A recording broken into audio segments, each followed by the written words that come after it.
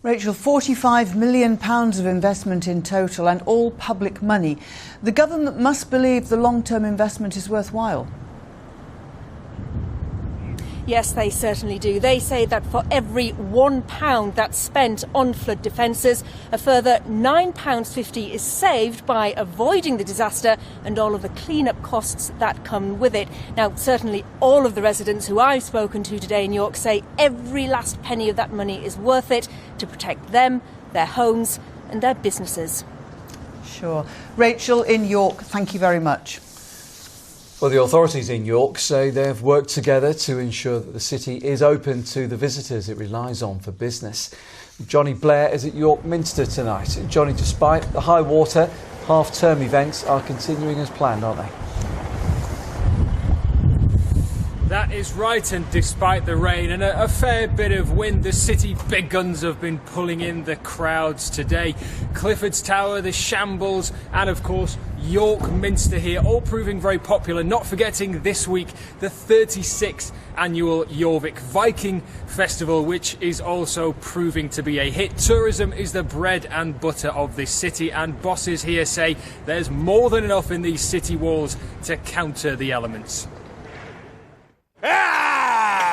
It's a city making plenty of noise to say it's still here and open for business. The past few weeks haven't been plain sailing, but the annual Viking Festival was helping to pull in the crowds today. These friends travelled 70 miles to come and see it, despite watching the floods on television. We pre-booked to get our train tickets because the boys have been studying Vikings at school. The flooding's been happening here. Did it make you reconsider at all? Not really, because we looked on the internet to make sure everything was still on, and we looked to make sure the trains were still running. The floods didn't put us off. We really like coming to York as a family, and it's such a huge Viking city, and the children are doing Vikings at school, so it was ideal. York is a tourism city, and bosses here say half-term always brings the crowds. Their early estimate is that visitors haven't stayed away. That is a view shared by cafe owner Chris. He's had this place in the city centre for 8 years and says business has been booming. School holidays are always busy and we are just up to capacity all the time. So it really doesn't make a big impact, even the floods, because there's enough people around still. This map has been marking how far and wide visitors have come to see the Viking Festival. In a place of such rich history, it was inevitable that facing adversity, York would come out fighting. Well, I'm joined now by Paul Whiting from Visit York. Paul, thanks for joining us. A rough few weeks in some regards for the city, a coronavirus scare, the floods as well. How worried were tourism bosses this week?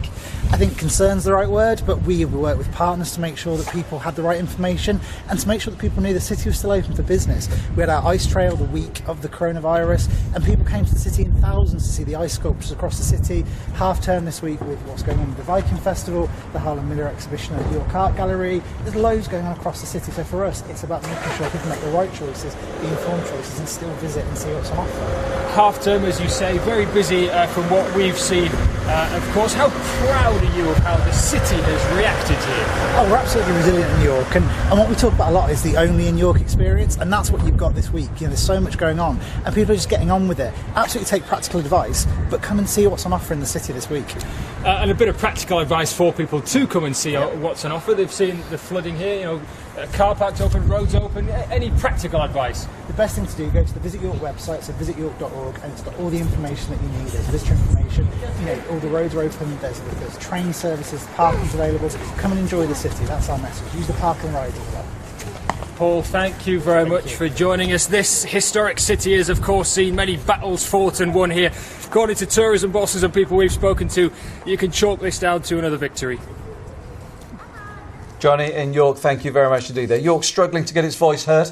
Sorry about the sound quality on some of that with our microphone and the wind conditions.